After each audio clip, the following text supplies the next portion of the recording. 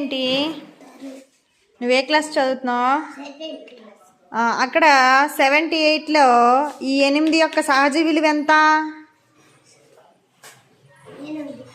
రా ఇక్కడ.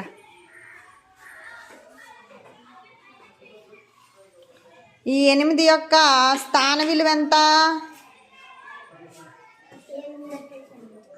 ఇక్కడ రాయి.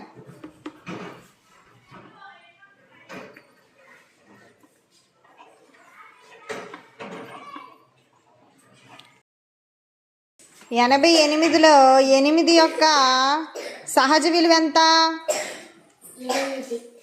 రా ఇక్కడ సహజ విలువ. 8 యొక్క స్థాన విలువ ఎంత? Very good. ఇక్కడ రాయి.